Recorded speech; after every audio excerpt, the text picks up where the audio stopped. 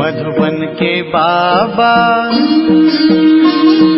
मधुबन के बाबा मुरली वाले, आपका क्या कहना, आपका क्या कहना। ओम शांति। आज 5 मार्च 2024 के साकार मधुर महावाक्य हैं। आज मीठे मीठे बाप दादा बोले, मीठे बच्चे, तुम्हें शरीर सहित सब चीज़ों से ममत्व निकालना है। जब तुम आत्मा पावन कर्मातीत बन जाएंगी तब घर में जा सकेंगी। बाबा ने कहा, मीठे बच्चे, तुम्हें शरीर सहित सब चीज़ों से ममत्व निकालना है। जब तुम आत्मा पावन कर्मातीत बन जाएंगी तब घर में जा सकेंगी। बाबा ने आज प्रश्न पूछा कि आत्मा को किस बात से बहुत डर लगता है और वह डर क्यों। और उत्तर में बाबा ने समझाया कि आत्मा को शरीर छोड़ने से बहुत डर लगता है, क्योंकि उसका शरीर में ममत्व हो गया है।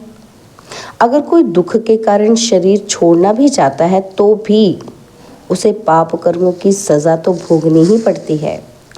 संगम पर तुम बच्चों को कोई भी डर नहीं, तुम्हें और ही खुशी है कि हम पुराना शरीर छोड़ बाबा के पास जाएंगे। ओम शांति। मीठे मीठे बच्चों को समझाया गया है कि एक है ज्ञान और दूसरा है भक्ति। ड्रामा में यह नूद है। ड्रामा के आधिमत्य अंत को और कोई भी नहीं जानते। तुम बच्चे तो जानते हो, सत्युग में मरने का डर ही नहीं रहता है। जानते हैं कि हमको एक शरीर छोड़ दूसरा शरीर लेना है। दुख की, रोने आदि की बात ही नहीं, और यहाँ मरने से डर लगता है। आत्मा को शरीर छोड़ने से दुख होता है, डरती है, क्योंकि फिर भी दूसरा जन्म ले दुख ही भोगना है। तुम तो हो संगम युगी। तुम बच्चों को बाप ने समझाया है कि अब वापस चलना है। कहाँ? घर। वह भगवान का घर है ना, यह कोई घर नहीं है। यहाँ भगवान और तुम बच्चे आत्माएं रहते हो, उसको ही घर कहा जाता है। वहाँ ये शरीर नहीं है। जैसे मनुष्य कहते हैं कि हम लोग भारत में रहते हैं, घर में रहते हैं, वैसे तुम कहेंगे कि हम लोग अर्थात हम आत्माएं वहाँ अपने घर में रहती हैं। वह है आत्माओं का घर और यह है जीव आत्माओं का घर। उसको कहा जाता है मुक्ति धाम। मनुष्य पुरुषार्थ तो करते हैं वहाँ जाने के लिए कि हम भगवान से जाकर मिलें। भगवान से मिलने के लिए बहुत खुशी होनी चाहिए। यह जो आत्मा का शरीर है, इसमें आत्मा का बहुत मोह पड़ गया है, इसलिए थोड़ी भी बीमारी आदि होती है तो डर लगता है कि कहीं शरीर ना छूट जाए। अज्ञान काल में भी डर रहता है। इस समय जबकि संगम युग है, तुम जानते हो कि अब वापस जाना है बाप के पास, तो डर की बात ही नहीं। बाप ने युक्ति बहुत अच्छी बताई है। पतित आत्माएं तो मेरे पास मुक्ति धाम में आ न सके। वह है ही पवित्र आत्माओं का घर। यह है मनुष्यों का घर। यह शरीर बनते हैं 5 तत्वों से, तो 5 तत्व यहाँ रहने के लिए खींचते हैं। आकाश, जल, वायु, अग्नि। तो बाबा कहते हैं वहाँ मूल वतन में ये तत्व है ही नहीं। यह विचार सागर मंथन करने की युक्तियाँ हैं। बाबा ने ये प्रॉपर्टी ली हुई है, इसलिए शरीर में ममत्व हो गया है। तो आत्मा ने इस शरीर को लिया और इस शरीर के मुंह में फंस गई। नहीं तो हम आत्माएं तो वहाँ की रहने वाली हैं। अब फिर पुरुषार्थ करती हैं वहाँ जाने के लिए। जब तुम पवित्र आत्माएं बन जाती हो तो फिर तुमको सुख मिलता है, दुख की बात ही नहीं। इस समय है ही दुखधाम। तो ये 5 तत्व भी खींचते हैं ऊपर से नीचे आकर पाठ बजाने के लिए। प्रकृति का आधार तो ज़रूर लेना पड़ता है, नहीं तो खेल चल ना सके। ये खेल दुख और सुख का बना हुआ है। जब तुम सुख में हो तो 5 तत्वों के शरीर में ममत्व नहीं रहता है। वहाँ तो पवित्र रहते हैं, इतना ममत्व नहीं रहता शरीर में। इन 5 तत्वों का ममत्व भी छोड़ देते हैं। हम पवित्र बने फिर वहाँ शरीर भी योग बल से बनते हैं, इसलिए माया खींचती नहीं है। हमारा वह शरीर योग बल का है, इसलिए दुख ही नहीं। ये ड्रामा कैसा वंडरफुल बना हुआ है। यह भी बड़ी महीन समझने की बातें हैं। जो अच्छे बुद्धिमान हैं और सर्विस में तत्पर रहते हैं, वही अच्छी रीति समझा सकते हैं। बाप ने कहा है, धन दिए धन न फुटे। दान करते रहेंगे तो धारणा भी होगी, नहीं तो धारणा होना मुश्किल है। ऐसे मत समझो कि लिखने से धारणा हो जाएगी। हाँ, लिखकर किसी को कल्याण के लिए पॉइंट्स भेज देते हैं, वह बात और बात है। खुद को तो काम में नहीं आती है। कोई तो कागज़ लिखकर फालतू फेंक देते हैं। यह भी अंदर में समझ होनी चाहिए कि मैं लिखता हूँ, फिर वह काम में आता है। लिखकर फेंक दिया तो उससे क्या फ़ायदा। यह भी आत्मा जैसे अपने को ठगती है। यह तो धारण करने की चीज़ है। बाबा ने कोई लिखा हुआ थोड़ी कंठ किया है। बाप तो रोज़ समझाते रहते हैं। पहले पहले तुम्हारा बाप से कनेक्शन हो, बाप की याद से ही तुम्हारी आत्मा पवित्र बन जाएगी। फिर वहाँ तुम पवित्र रहते हो। आत्मा और शरीर दोनों पवित्र रहते हैं। फिर वह बल खलास हो जाता है तो 5 तत्वों का बल आत्मा को खींचता है। आत्मा को घर जाने के लिए शरीर छोड़ने की दिल होती है। तुम पावन बनकर शरीर ऐसे छोड़ेंगे जैसे मक्खन से बाल। तुम बच्चों को शरीर सहित सब चीज़ों से ममत्व मिटा देना है। हम आत्माएं बिगर शरीर आई थी। हम प्योर थी। इस दुनिया से ममत्व नहीं था। वहाँ शरीर छूटे तो कोई रोते ही नहीं, कोई तकलीफ नहीं, बीमारी नहीं, शरीर में ममत्व नहीं। जैसे आत्मा पाठ बजाती है, एक शरीर बूढ़ा हुआ तो फिर दूसरा ले लेती है पाठ बजाने के लिए। वहाँ तो रावण राज्य ही नहीं है, तो इस समय दिल होती है कि जाएं बाबा के पास। बाबा कहते हैं मुझे याद करो।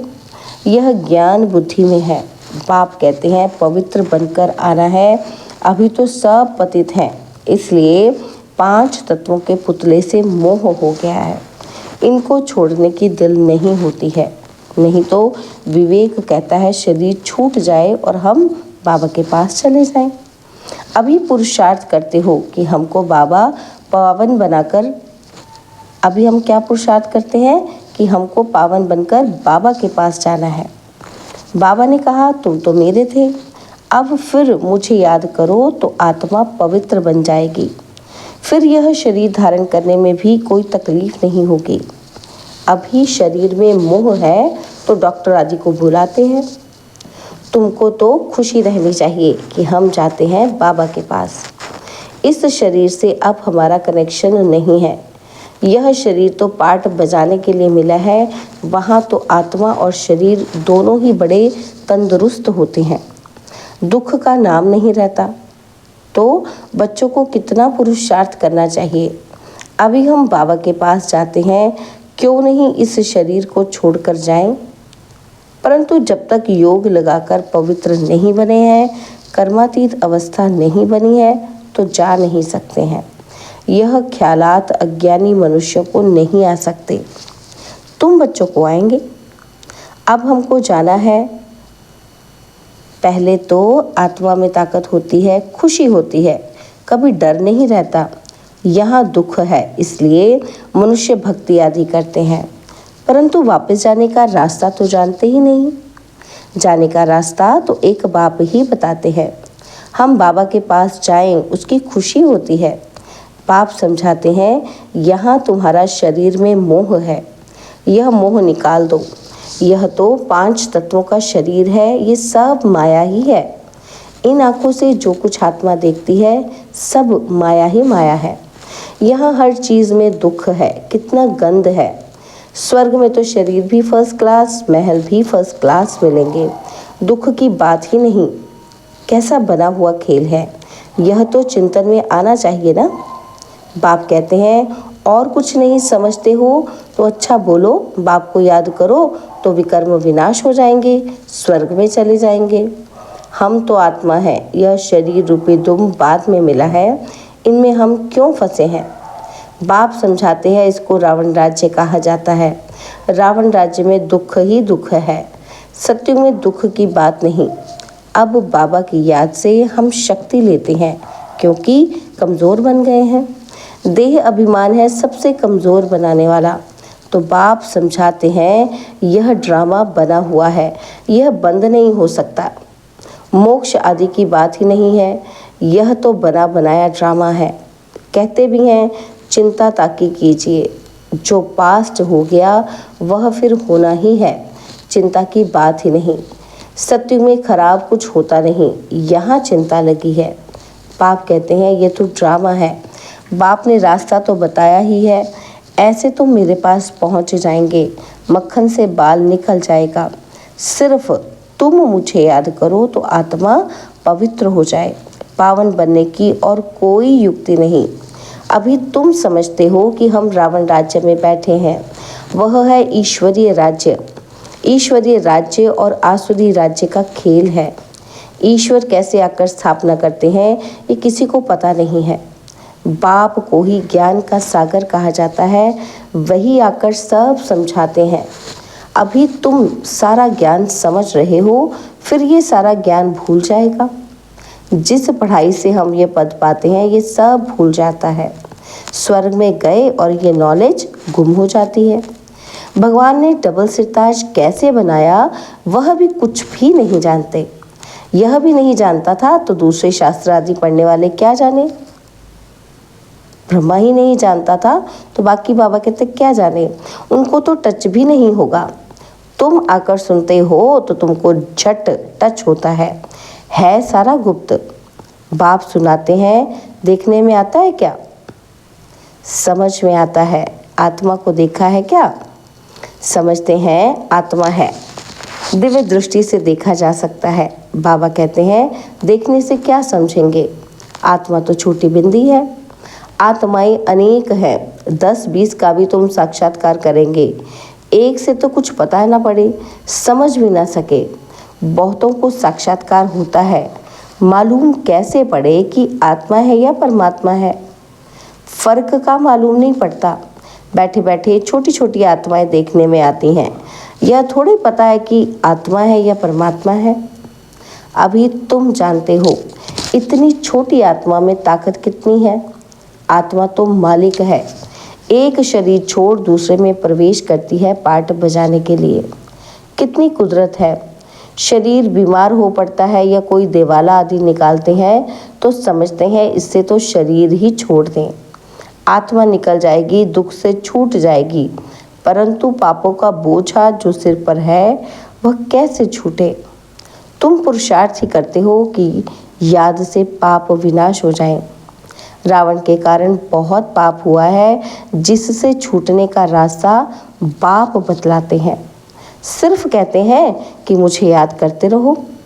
याद करते करते शरीर छूट जाए, तुम्हारे पाप आदि सब खत्म हो जाएंगे। याद करना भी मासी का घर नहीं है।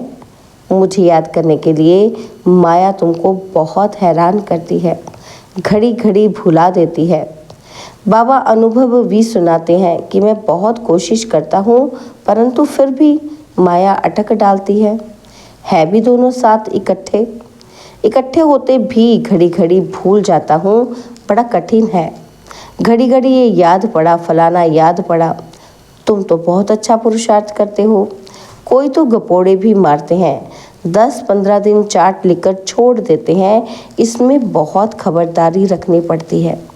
समझते तो हैं कि जब प्योर हो जाएं, कर्मातीत अवस्था को पहुँचे तब विन करें। यह ईश्वरीय लॉटरी है ना। बाबा को याद करना यह है याद की डोरी। बुद्धि से समझने की बात है। भल कहते हैं कि हम बाबा को याद करते हैं, परंतु बाबा कहता है याद करना आता ही नहीं है। पद में भी तो फर्क पड़ता है ना। कैसे राजाई स्थापन हुई है। तुमने अनेक बार राजाई की है, फिर गवाई है। बाबा हर 5000 वर्ष बाद पढ़ाते हैं और फिर रावण राज्य में तुम वाम मार्ग में चले जाते हो। जो देवता थे वही फिर वाम मार्ग में गिरते हैं। तो बाप बहुत गुह्य बातें समझाते हैं। बाप को याद करने की है तो बहुत सहज। शरीर छोड़ बाप के पास चले जाए, मुझे जाने, तब योग बल से विकर्म विनाश हो। वह तो पिछाड़ी में ही हो सकता है। परंतु वापस तो कोई आता ही नहीं। भल कोई कुछ भी करे, यथार्थ योग तो मैं ही आकर सिखलाता हूँ। फिर आधा कल्प योग बल चलता है, वहाँ तो अथाह सुख भोगते हो। भक्ति मार्ग में मनुष्य क्या क्या करते रहते हैं। बाप जब आकर ज्ञान देते हैं तो फिर भक्ति होती नहीं। ज्ञान से दिन हो गया फिर कोई भी तकलीफ नहीं। भक्ति है रात धक्का खाने की, वहाँ तो दुख की बात ही नहीं। ये सब बातें जो यहाँ का सैपलिंग होगा उनकी बुद्धि में बैठेगी। ये बड़ी महीन बातें हैं, वंडरफुल ज्ञान है जो सिवाय बाप के और कोई समझा ना सके। बहुत थोड़े समझने वाले होते हैं। ड्रामा में नूंद है, उसमें कुछ भी फर्क नहीं पड़ सकता। मनुष्य तो समझते हैं परमात्मा क्या नहीं कर सकता, परंतु भगवान तो आते ही एक बार है, आकर तुम्हें स्वर्ग का रास्ता बताते हैं। अभी तुम बच्चों को कितनी विशाल बुद्धि हो गई है। यह दोनों ही इकट्ठे हैं और यह ब्रह्मा भी किसको देखेगा। समझता है शांति का दान देना है। देखने से मालूम पड़ता है कि यह हमारे घराने का है या नहीं है। सर्विसेबल बच्चों का भी काम है नब्ज देखना। अगर हमारे कुल का होगा तो शांत हो जाएगा। अच्छा, मीठे मीठे सिकिलदे बच्चों प्रति माता पिता बाप दादा का याद प्यार और गुड मॉर्निंग। रूहानी बाप की रूहानी बच्चों को नमस्ते। हम रूहानी बच्चों की रूहानी बाप दादाजी को दिलवा जान सिकवा प्रेम से नमस्ते। ओम शांति। प्यारे बाबा, मीठे बाबा, मेरे बाबा, शुक्रिया बाबा, शुक्रिया बाबा, शुक्रिया। धारणा के लिए मुख्य सार है, पहला पॉइंट है पावन बन बाप के साथ घर जाने के लिए इन 5 तत्वों के पुतले से ममत्व नहीं रखना है। शरीर छोड़ने का डर निकाल देना है। और सेकंड पॉइंट है याद की यात्रा का चार्ट बड़ी खबरदारी से बढ़ाते रहना है। योग बल से आत्मा को पावन बनाए, कर्मातीत बन ईश्वरीय लॉटरी को विन करना है। बाबा ने आज वरदान दिया, सिद्धि को स्वीकार करने के बजाय सिद्धि का प्रत्यक्ष सबूत दिखाने वाले शक्तिशाली आत्मा भव। सिद्धि को स्वीकार करने के बजाय सिद्धि का प्रत्यक्ष सबूत दिखाने वाले शक्तिशाली आत्मा भव। अब आप सबके सिद्धि का प्रत्यक्ष रूप दिखाई देगा। कोई बिगड़ा हुआ कार्य भी आपकी दृष्टि से आपके सहयोग से सहज हल होगा। कोई सिद्धि के रूप में आप लोग नहीं कहेंगे कि हाँ ये हो जाएगा, लेकिन आपका डायरेक्शन स्वतः सिद्धि प्राप्त कराता रहेगा। तब प्रजा जल्दी जल्दी बनेगी, सब तरफ से निकलकर आपकी तरफ आएंगे। यह सिद्धि का पाठ अभी चलेगा, लेकिन पहले इतने शक्तिशाली बनो जो सिद्धि को स्वीकार न करो, तब प्रत्यक्षता होगी। स्लोगन, अव्यक्त स्थिति में स्थित हो मिलन मनाओ तो वरदानों का भंडार खुल जाएगा। अव्यक्त स्थिति में स्थित हो मिलन मनाओ तो वरदानों का भंडार खुल जाएगा। ओम शांति।